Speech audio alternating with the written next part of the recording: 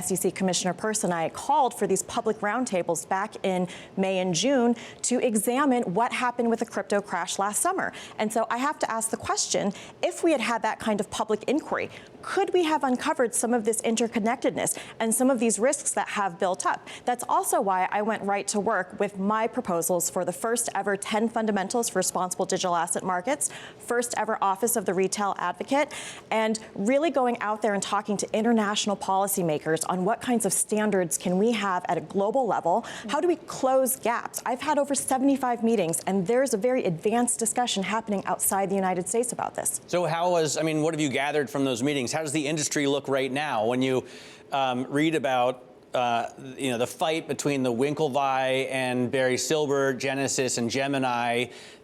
You have to be concerned.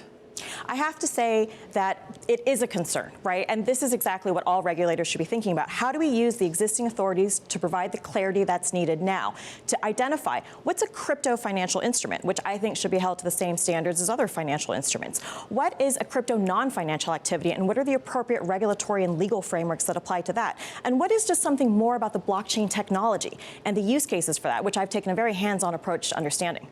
Well, you keep talking about these existing regulatory authorities that you already have, that you don't need granted to you. Have you fully utilized those, or are there levers that the CFTC has yet to pull?